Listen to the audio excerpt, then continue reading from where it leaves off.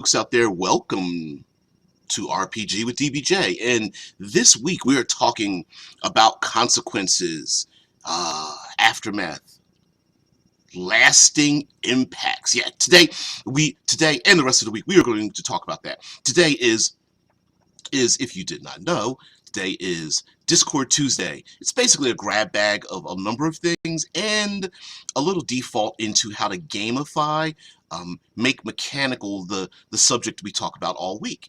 And with consequences of aftermath, the it has been presented already that this is one of our favorite subjects, which it's one of my favorite as well. And it's what makes tabletop role playing, I think, is one of the key ingredients for why people such as myself and those that participate live, why we love tabletop games. It's the consequences of your actions. Now, as mentioned yesterday, and I'm going to read a comment by Joseph Keenan, who's always very active, bringing his comments and things on YouTube. All consequences do not necessarily have to be bad consequences, but they are consequential to the acts or inaction that the PCs have in your game setting. And your game setting does not necessarily need to be brutal or gritty or even quite realistic. It can be fun, it can be comedic or what have you. But if you really want your players to become invested in your world, if you want to really immerse them in the world, slowly and surely have things that are affected by their actions because they are the heroes. Even if they are nothing but peons, the lowest totem pole in a great war or something, and they're less than privates in a great war. The action should surround them, be about them, and their actions move the story forward, and maybe they can benefit from it. So I'm going to read a comment from Joseph Keenan. He mentioned the other day. He says, and he's wrote a couple of comments. He's pretty prolific when it comes to that. But I read everything that people respond to in the videos on YouTube, as well as the fact that, by the way, guys, we are also simulcasting on Twitch at RPG with DBJ and Fantasy Grounds College down in the Boiler Room if you prefer to listen in on Discord. But anyway, Joseph says, yeah, man, needless to say that some consequence can be good and also fun to slip in at times. That homeless person the players gave a credit chip to remembers the PC and gives vital information, right? The PCs, quote, did a Spider-Man, save someone from being mugged. So now the PC is hunting down and close. Now, oh, he says Johnny Law, basically the lawman, are hunting down the PCs and closing in on them. The NPC hears the noise and looks out the peephole at the tenement door and says, "Psst, I thought it was you. Come in quick. It's not much, but that's the least I can do to pay you back." Joseph ends with, "It's an awesome way to reward characters for being moral and also a good way of a GM to offer them a boon." And I'll respond to your comment there in a minute, Omen. But that's the thing, right? Where because of a player action, you can always do a callback to something that they did, and then that callback can be a boon for them, either as an aside, almost like a reason for having a Deus Ex Machina, a way to save their rear end out of the fire, or it could be a mechanical boon for the player character. Like, for example, the PCs save the homeless man from being beaten by a bunch of ruffians and kids, and then later on that PC may be on a run, or they need information, or they see the homeless man hanging around the outside of a very expensive resort or hotel, and the security guards shoo them away, but then the homeless man then offers to escort them inside the back building because they know a secret way, right? And if the PCs, if you're doing this up front, right, if you're doing this as a boon for the player character, much like you would offer them gold or money or equipment or magic items, they could spend that boon after you grant it to them because of their actions. And this is, again, this is a great way for characters to become more moral, because maybe they don't receive these kind of boons by being sociopaths in the game, wanting to just burn people because, well, they're NPCs and we know we're playing a game. If the PCs are acting justly and moral, or they are um, in effect playing suboptimally physically, I mean, in terms of combat, and your players are performing actions that are pretty much designed for the game, instead of gamifying the game and trying to quote unquote win Dungeons and Dragons. This is a great way to offer them boons for different things, and they could spend those boons, and maybe even instead of just granting them a boon, you could actually name that boon, almost like one of, as has been mentioned many times in our intellectual properties, that they do a good deed and someone goes, thanks for doing a good deed. Tell you what, um, let's I'll owe you a favor, and then after I repay you for saving my life or returning my daughter, or keeping my small shop from being burned to the ground, I'll give you a favor. And then a PC could collect those favors, and those favors could come from the far north, and they've gotten 2 boons from the pirates, that are down south, and then they received 3 boons from the desert nomads or something like that. And you could do that very well. Now, um, Dragon Raid. Never heard of Dragon Raid. It's another tabletop game like D&D, but with a strong Christian theme. I remember that there's a morality mechanic, and the more evil you become, the more penalties you get. I created by Dick Wolf, and Dragon Raid is a Christian fantasy game created by Dick Wolf in 1984. Generally considered a role-playing game, although the game's official sites describe it as a cross between simulation exercises and traditional role-playing game. Focused to help Christians to become disciplined in the teachings of the Bible. Its terminology and design assumptions are particularly pitched toward evangelical and fundamentalist Christian. Now, I will say that that is a type of game, and there are many games out there where you could say Legend of the Five Rings or Iscloff. Iscloff has just been released by someone that I began playing games with. The Jarl DM has just released his game setting Iscloff, which is absolutely positively based on the very brutalistic society of Vikings, and it is the dichotomy between honor, much like Legend of Five Rings as well, where you are torn between honor and justice and your oaths and the brutal life that you live, and choosing between the two. And if you as a game master are willing to offer boons for players, how to say this, for players doing things that they know may lead them to further harm in the future, granting them a boon at least alleviates some of that. um, Alleviate some of that as you get to the future. Yeah, Omen says, beaten up by kids reminds me of what happened in Joker recently. Yeah, Joker movie, not giving any spoilers or anything away, but yeah, a confluence of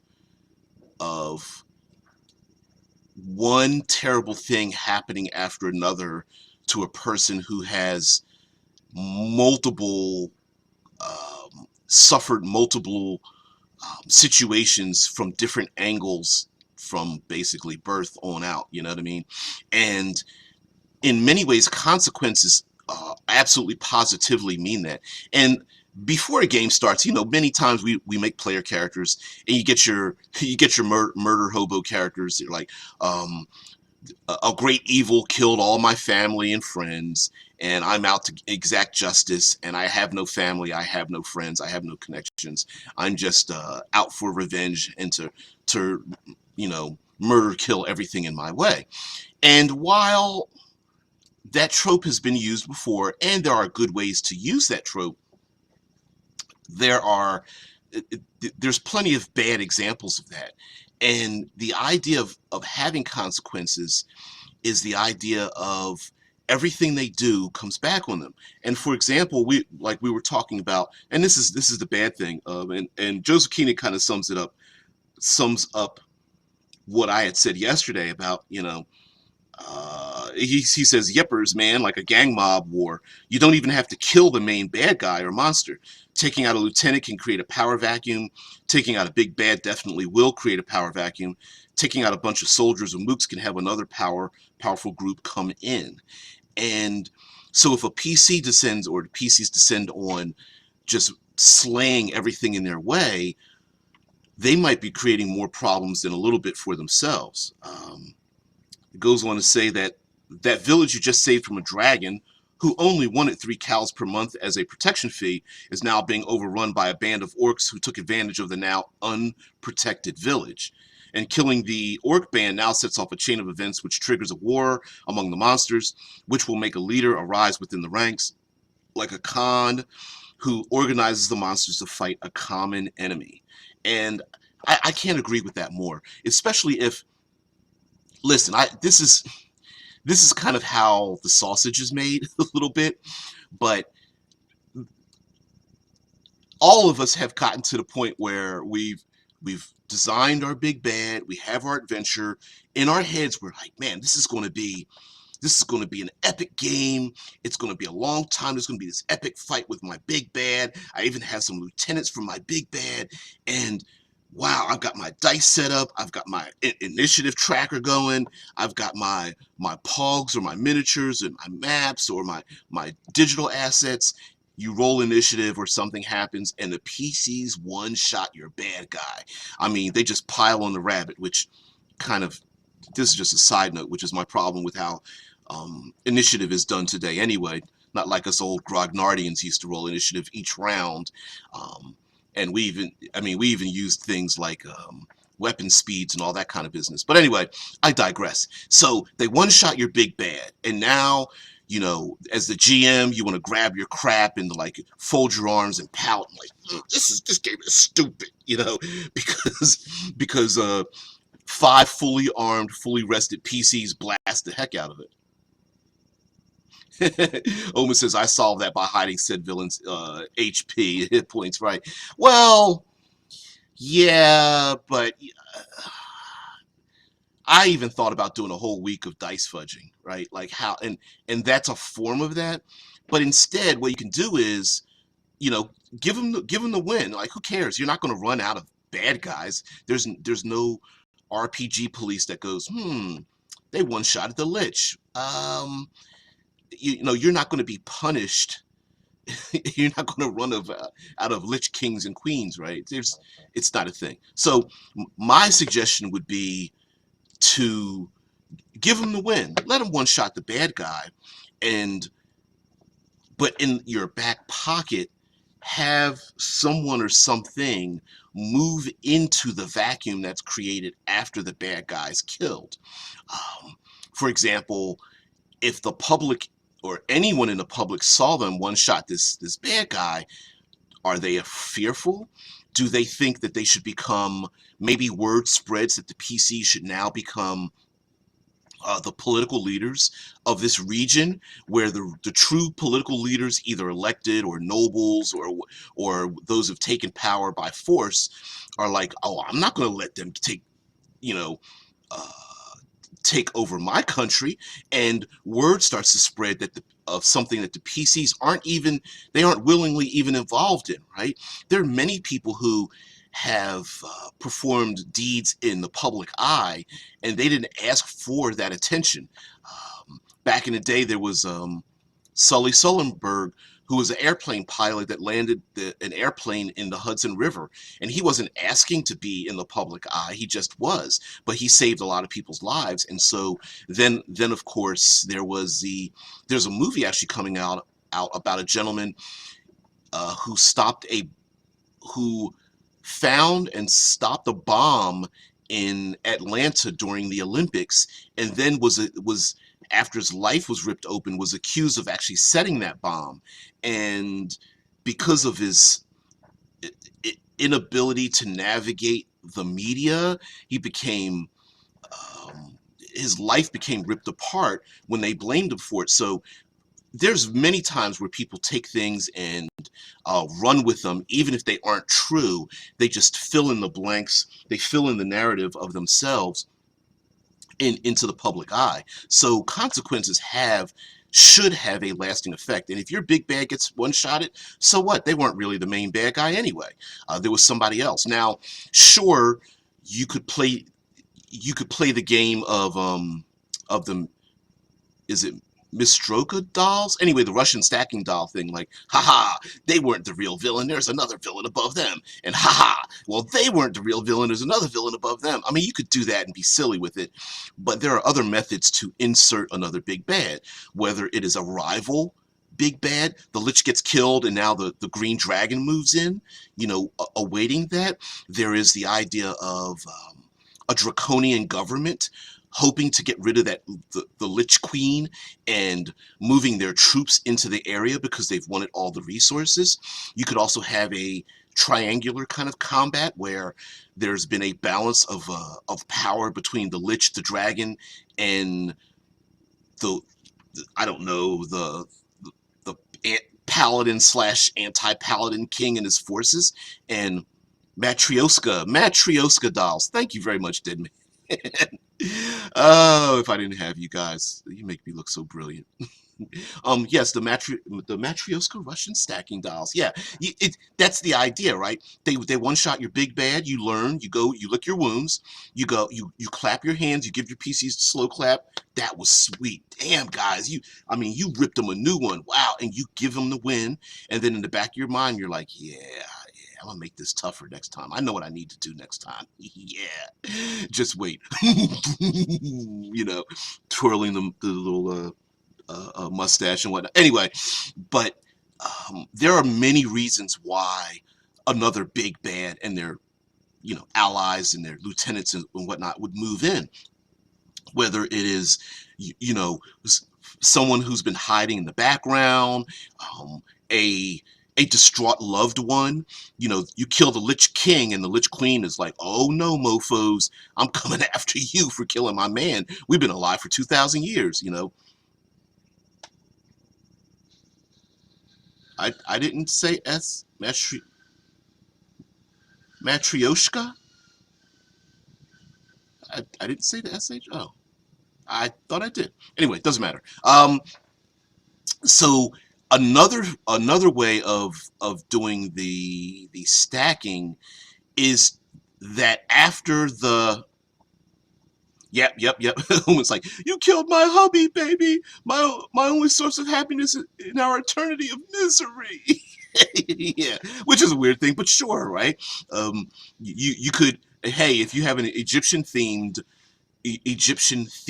setting, it would make sense for the mummies to return and want to exact revenge or something. A leader that has been killed, the PCs may elicit a type of revenge and create a martyrdom of sorts where the new big bad is basically the weaker lieutenants having gained power through their events and through their actions to later challenge the PCs. And of course, they know who the PCs are and maybe some of their capabilities, right? And then maybe go after their loved ones or try to dismantle their life or something of that nature. So yes, the Russian stacking doll idea, I think is a better narrative way of incorporating things than fudging hit points and die rolls and things like that. It, I, there are other tools in our tool chest that we can use before we start fudging numbers and fudging dice on the fly. And I'm not saying you shouldn't do those. I'm saying there are things we can do before we get to that point. Now, the other consequences of PCs getting and using boons for the PCs is much like in many games, there are things that PCs will metagame and hunt for, meaning like you're going to hunt for every advantage both lowercase and capital A, to survive in the game, right? If you have flanking in your game, your PCs are going to do that. If you have sneak attacks and backstabbing, your PCs will want to do that. If it means that they're going to do far more damage if they gang up on the enemies, they're going to do that. So narratively speaking, if you offer your PCs, and you can even do this as a session 0 and say, hey guys, I will be offering boons to you guys, whether those are favors from the gods, whether they are tattoos from tribalists, whether they are simple one-shot remedies or magic items from an apothecary or something, or what have you. And I'm going to offer these to you guys if you embrace the setting and what it means, right? Much like I brought up a Legend of the Five Rings, which is a fictional ancient samurai cultured game. A lot of that game is based on the PCs and the game master accepting the fact that honor and face and justice is brought about, but it can also put you in a position where that honor can get you killed, and making the choice to engage in something honorable, knowing that it will lead to your character's demise or at least severe punishment. And this might be, if you have a good group of players, you're not going to need to do this. But if you need a little bit of a carrot instead of a stick, carrots work much better than sticks anyway, that you can offer boons for players to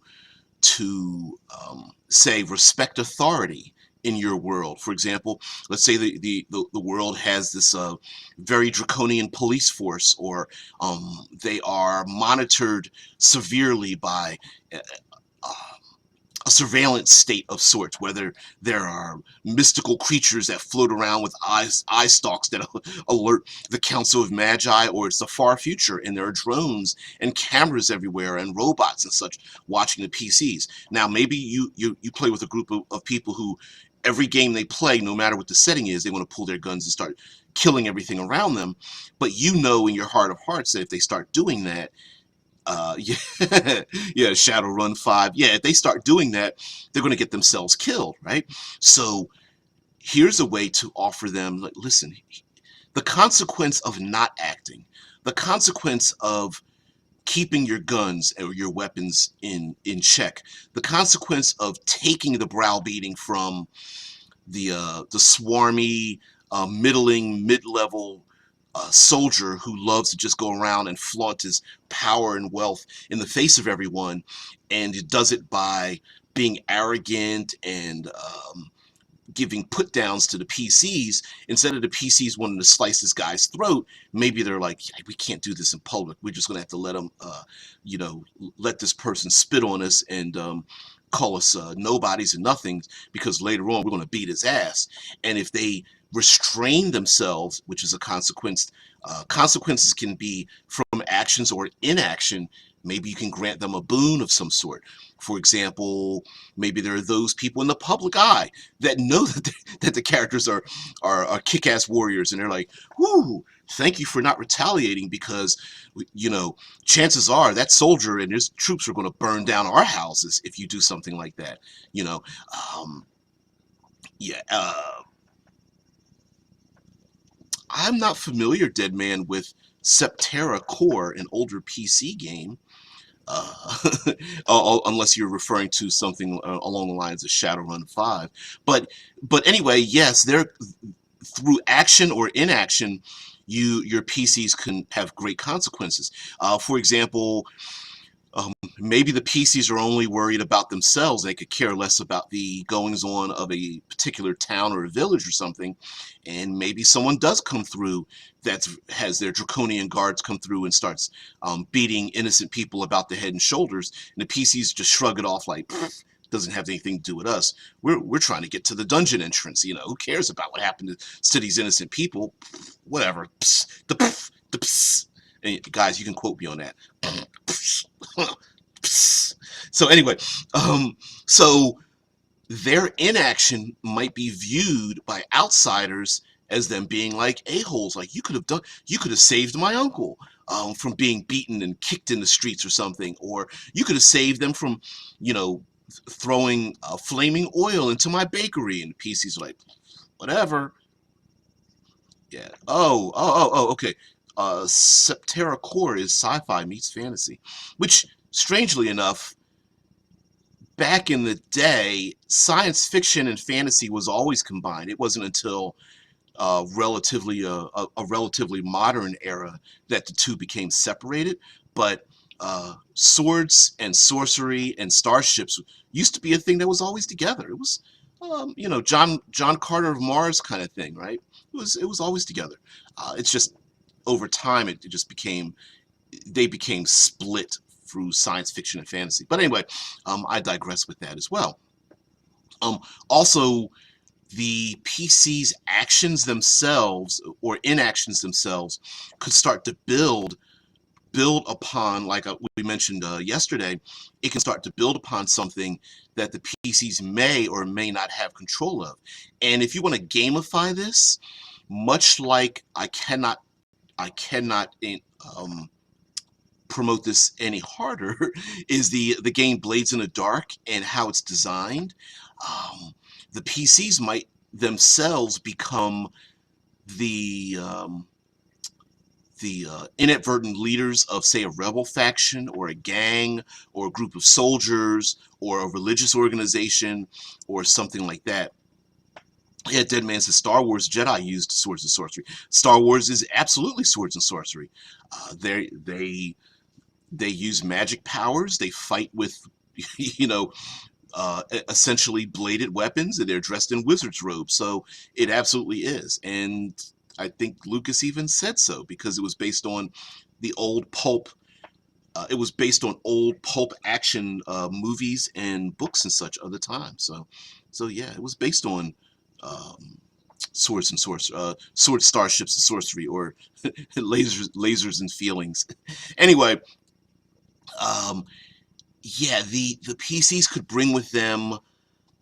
You could create in essence, a point system for the growth and or destruction of the organizations they may have inadvertently become the progenitors of. And so as they create these, accidentally or on purpose, create these organizations, if the PCs do not take care of the things that are in support of their actions, they could lose. They could then lose those points and such. For example, let's say the PCs are, they land upon an alien shore, and there are hundreds of refugees that have landed there with them, and they are trying to survive. Maybe the PCs are responsible for gathering food and supplies and creating shelter. And through the PC's actions and or inactions, the leadership begins to grow. Much like the age of piracy, maybe the PCs have to look out for mutiny, or look out for disease and scurvy, or they have to look out for land, or if they become lost, they have to keep the morale high, or the people will stop working. Maybe they're in this wild, untamed wilderness. They have to watch out for people being attacked by wild animals, or members of the group wanting to go off by themselves and such. And so the consequences of them enacting, not doing something to protect the group, maybe the point system or whatever you have for the group goes down, and maybe those points relate to how much the PCs can recover, how much equipment they have, how safe it is for them to make encampments and things of that nature. And so, yes, they could have, they could be the proverbial.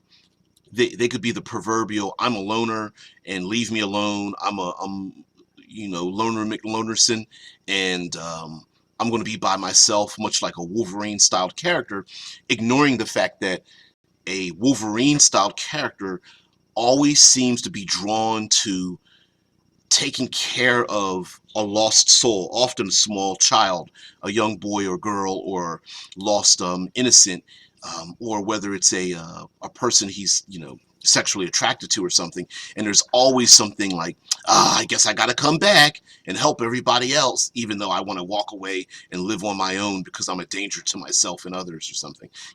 There's always that draw. Same thing with the old Bill Bixby, the Hulk TV show.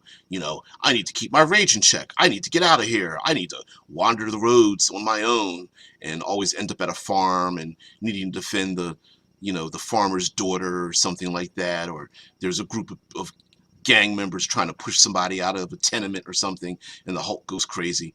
Yeah, Scott says Tolkien, E. Howard, and Vance were all big influences.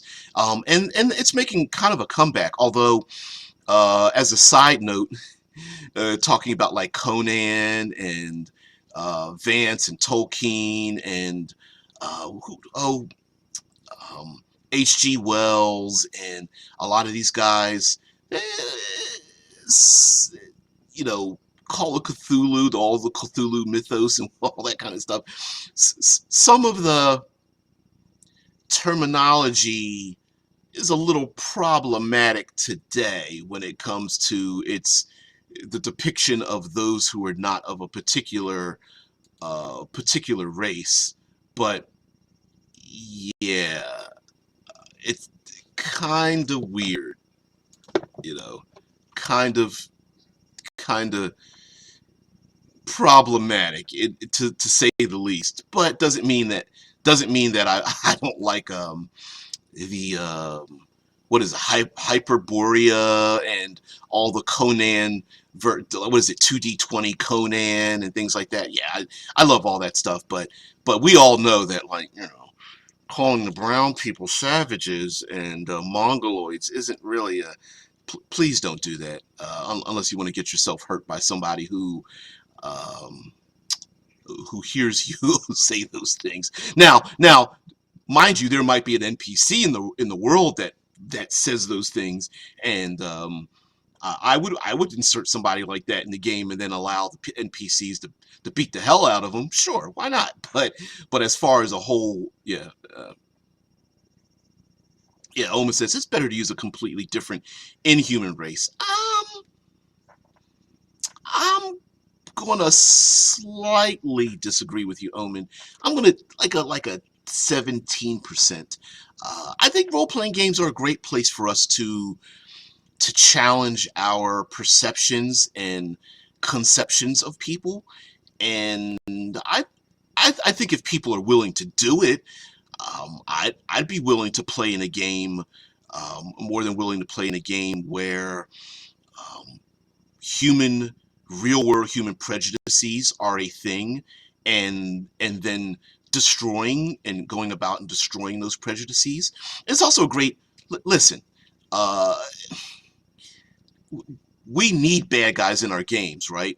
Make them, the a-hole, uh, racially, um, black and white, in inflexible a-holes, and then just let your PCs beat the hell out of them. I mean, that's what you do. Yeah, yeah. For irony, make the barbarian races stark white. Yeah. If I can squirrel a little bit. Hey, I wonder if I could pop a squirrel in here. Oh, I can't do it. Yeah, I don't know if I can. It won't let me. But anyway, you know, there is this idea that in the new television show, The Watchmen, in the new television show, The Watchmen, they go about the issue of incorporating and flipping our racial perceptions of what's going on. Oh, don't don't make me, because I will. What? Squirrel! There's a squirrel! There it is. Anyway, um, there is this idea that the um, being dumb. Anyway, there is this idea that by flipping things on their head and challenging racial, cultural, age, gender stereotypes. It's a good way to explore them in games. Depends on your table, though, right? There are no RPG police. You can do whatever the hell you want with your own gaming group. But anyway, um, that of course has something very much to do with consequences as well. Now, when it comes to, because today's Discord Tuesday, it's kind of a gamified kind of thing. The idea of what the players do having a consequence, we can go a little bit more supernatural or high tech with it as well. Someone can be very brilliant and be an engineer, designer, computer programmer, creating robots or drones or something. There could be someone who is has great psychic potential and has great mind control, telekinesis, mind probe abilities, a psionic master. There could be mutants in your world, or people who are arcane masters, or receive their abilities from the gods through faith, or they've made a warlock pact with an evil entity, so on and so forth, right? Now, in the course of most role-playing games, it's basically an on-off switch, right? Hey, I want to use my telekinesis to lift the thing. Okay, you do it. Make a roll or whatever, or the game master says you do it, and when they stop, that's pretty much the end of it. But we do have the ability in our settings to have that become have a lasting effect, whether it awakens the power in someone else, whether I'm going to bring up oh Jessica Jones, Netflix television show, loosely based on a Marvel superhero character. And in the first season of that show, there was an excellent portrayal of a character known as the Purple Man.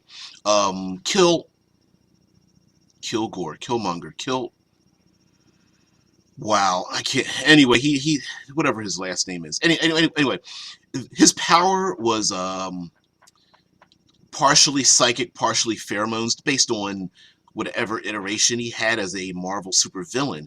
He had the ability to mentally control you. Is it kill grave? Thank you, kill grave. Sheesh. Yeah, kill something was always a big deal in superheroes and stuff. And also letter alliterations. JJ, Jessica Jones, J. Jonas, Jameson, that kind of thing. Clark Kent, like those. Yeah, Peter Parker. That was a thing in superhero comics, and I don't know why. For in the early ages, it was really kind of silly that way. Yeah, Kilgrave. Yeah, so Kilgrave had the ability to control people's minds, and unlike making it a on-off switch, it left the consequence of being mind controlled made the person who was mind controlled believe they wanted to do the thing he told them to do. And they even had a mind-controlled anonymous group based on the people that were doing these things. For example, there was a gentleman, Kilgrave wanted to run around New York City, and someone had a very nice car, and he tells the guy, hey, give me a ride.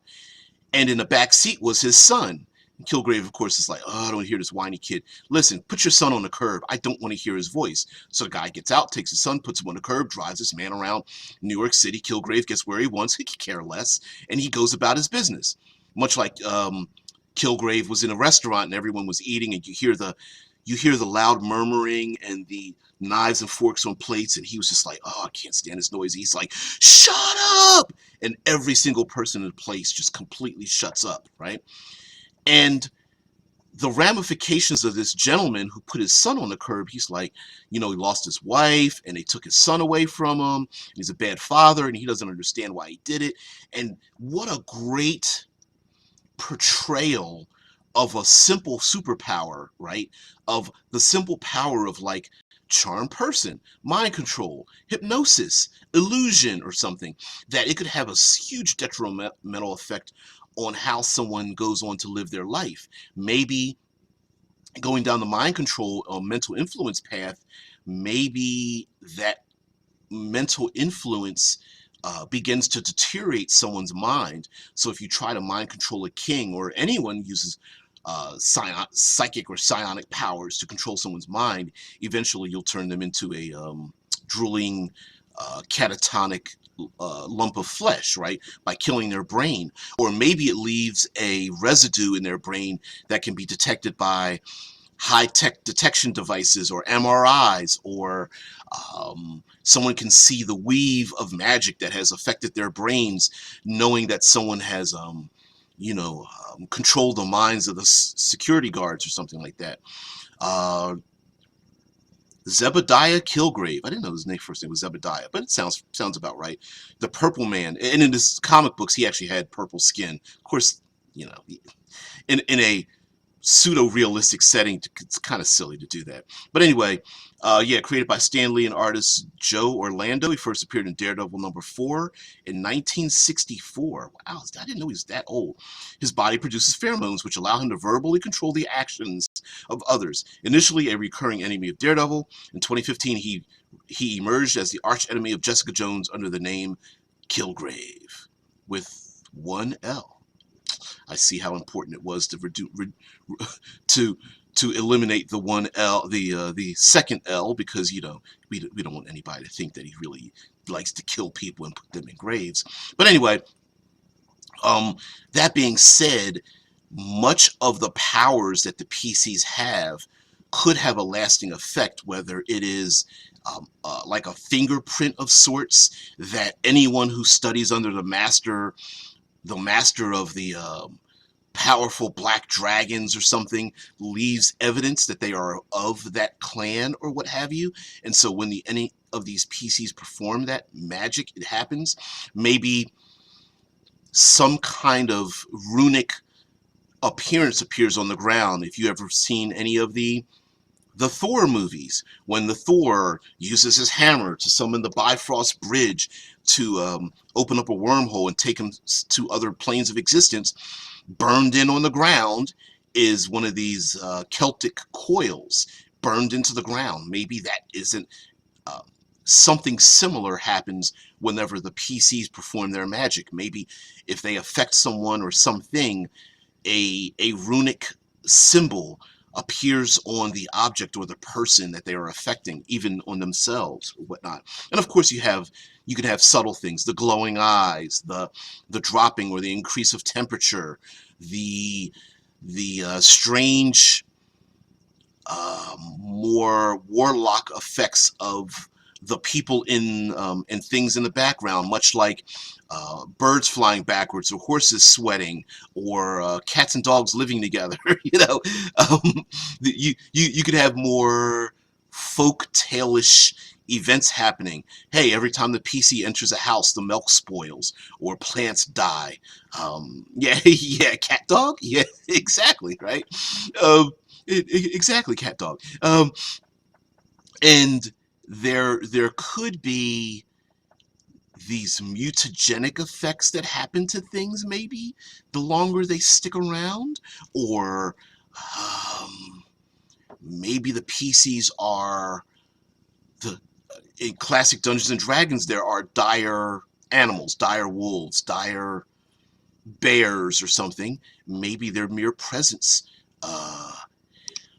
uplifts these animals into the dire realm. They become a giant-sized, more bestial form of themselves. Or the PC's allegiance to a particular power makes them immediately enemies of another power in the world. Yeah, dire cat dog. Although, I don't... Since it can eat from both ends, where does the crab come out at? Is there a hole in the middle of the cat dog? I don't know.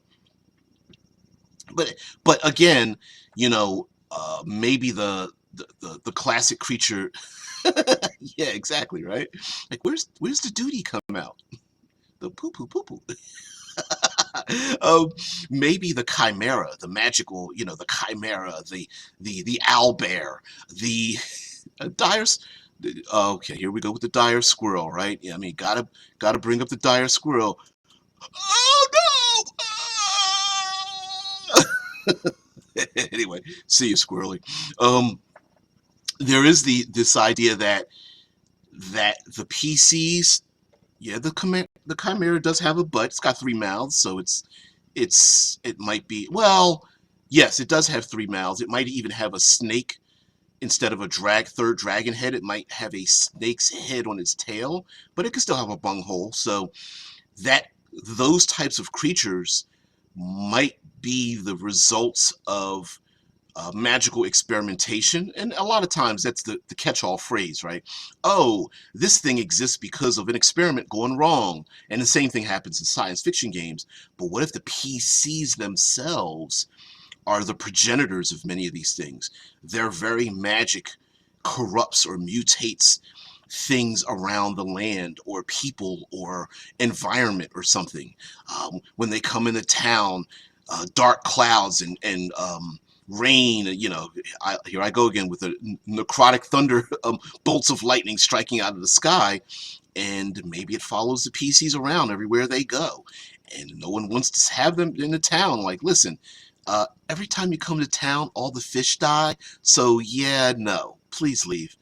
And which may be its own thing. You know what I mean?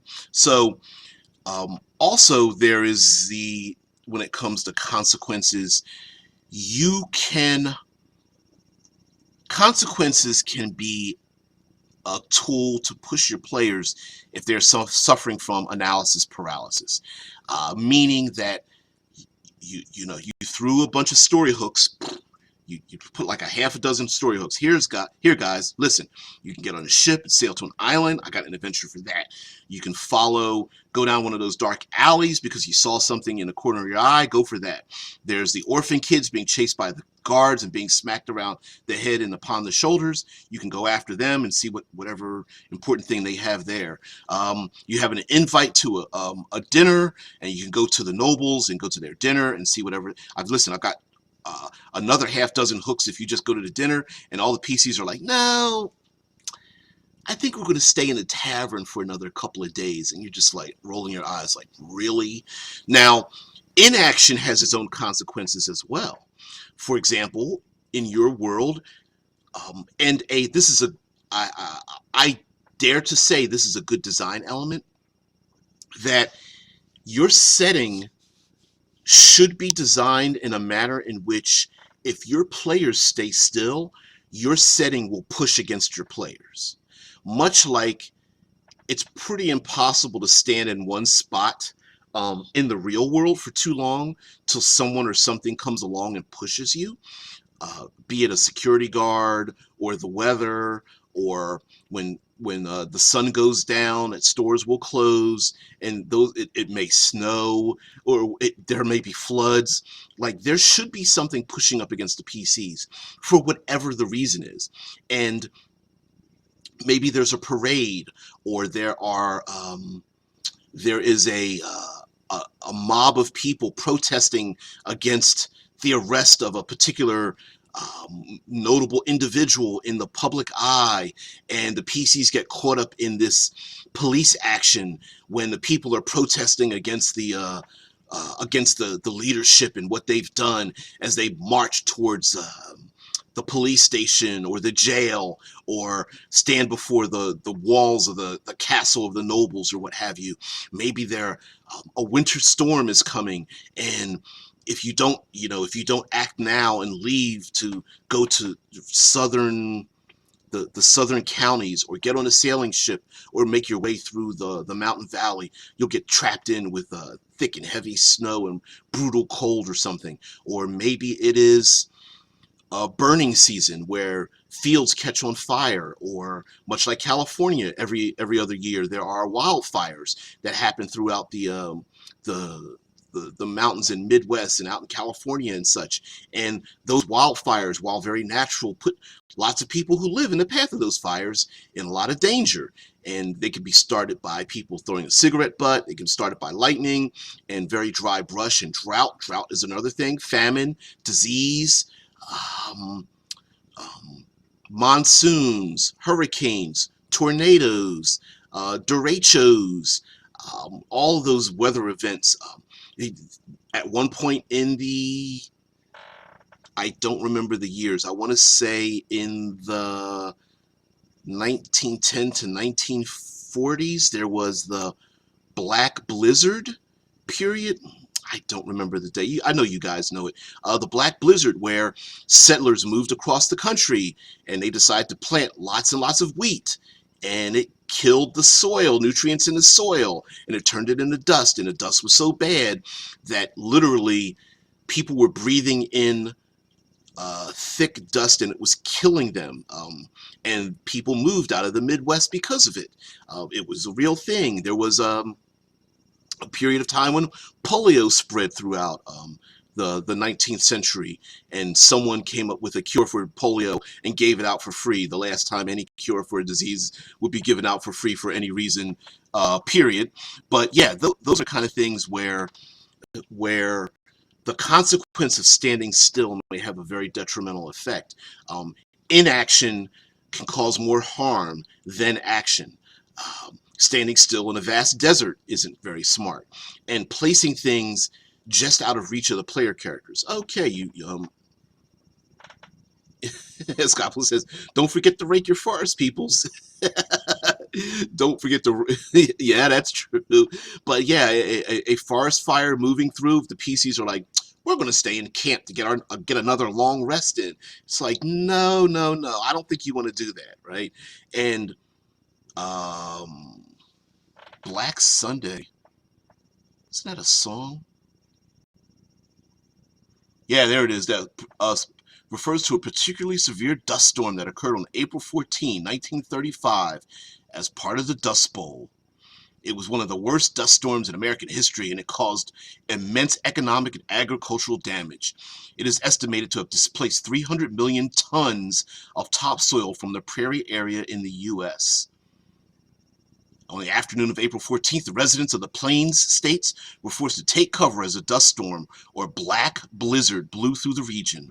The storm hit the Oklahoma Panhandle and northwestern Oklahoma first and moved south for the remainder of the day. It hit Beaver, Boise, Amarillo, Texas. The conditions were the most severe in Oklahoma and Texas panhandles, but the storm's effects were felt in other surrounding areas. Yeah. Yep. Black Sunday, part of the Dust Bowl. I believe it was, what were the causes? Cattle farming and sheep ranching had left much of the West devoid of natural grass and shrubs to anchor the soil, and overfarming and poor soil stewardship left the soil dehydrated and lacking in organic matter. I believe they say that's the reason why Omen's like, oh boy, we've never heard that before. But like they say, there's a first for everything. Yeah, much like I'm going to bring it up again. Much like the television show The Watchmen, well, not the very first scene, but the show opens up with the Oklahoma Massacre in 1921, which technically was one of the worst domestic terrorist actions in American history that no one ever heard of. I heard of Black Wall Street, but I didn't put the two together. Yeah, Oklahoma riots in 1921 here in the United States. There was, okay, long story short, a young black gentleman was accused of, the United States is built a lot on racial inequality. And so a young black gentleman was accused of attacking a young white girl, and no one ever found out whether that was true or not, because people just wanted to lynch this kid. And the black residents, who were the most financially stable and actually richest people in the country at that time, stood before the courthouse and was like, no, we're going to put this person on, we're going to have a court session. We're not going to just let you lynch this person. And Oma says, I remember that there was a serial killer who always tried to frame black people. There's always been people who are trying to frame black people. There was a politician killed his wife in Boston and did that. There was a mom that killed her kids in her car, and she did that. That's a truism from like the 70s, 80s, and 90s. That happens all the time. Someone commits a crime, some randomized 5 foot X black guys did a thing, and that's always been a thing.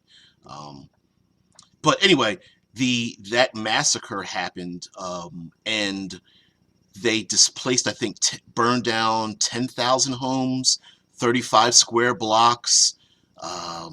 It's a whole big thing. But anyway, um, the point I say about that is because the consequences of a small act can actually grow into a big one. And if your PCs are like the type that are like very unmotivated in your setting, like, oh, we really don't feel like traveling, and we really don't feel like, push the hell out of them. Let the world change. Let security guards come up to them like, why are you hanging out in the tavern? You've been here 3 days, and the tavern owner appreciates you paying them, but like you got to get out of here. You got to move. You have to. You can't stay still and be trapped by analysis paralysis forever. So, um, offer consequences for PCs not doing something. Also, you often see this in some games. People will have a problem that they'll go, hey, I created a puzzle and my PCs won't solve it, or I created a ton of story hooks and my PCs won't latch on to them. Now, it's possible, of course, session zero, maybe talk to your PCs and figure out what they want. Maybe you're deep into mysteries or political intrigue or vast drama, and all they want to do is kill things. So that can be an issue as well. In which case, give them something to kill and then get them involved in it, right? Get them. Dead Man puts in, the Black Wall Street Massacre is also called the Tulsa Race Riot, and yeah, it was called and as a matter of fact, you can actually get on YouTube and type in survivors of the Black Wall Street Massacre or Tulsa Race Riot, and you'll see interviews of people who were very young at the time where that happened, and that community and the idea of a place of that prominence and wealth has never existed since then, simply because of that. And in a television show, they show airplanes dropping like basically um, handmade Molotov cocktail type things on top of the city, and that really did happen. The people organized and just decided to pull the people out into the streets and beat them, kill them, beat them, that kind of thing. So, yeah, uh, one of the greatest events in American history. Americans domestic terrorism, Americans killing other Americans, and it's yet again swept under the rug, which is unfortunate. Uh, and I get that there are a lot of people out there who are in the gaming community are very tired of hearing about inclusion and diversity, and people who are like, do we have to have another um, black empowerment movie or television show? And I contend to say I do understand why people are annoyed by that, but my defense of that is, well, if that's the case, then stop brushing those events under the carpet, right? Stop hiding those events. It's part of American culture and American history, right? And it should be embraced. And the Heraldrix, hey baby, you too. Good luck with bowling. Love you. The Heraldrix has called. Yeah, the Heraldrix has called an end to this chat. I'd like to thank you guys. Yeah, yeah. That's the Heraldrix to you there, Omen. Yeah, it is the wifey. So I really appreciate it, guys. Thank you very much. Your time is very valuable. I just appreciate you guys spending it with me. As always, I hope you leave with a little bit of change. Thank you.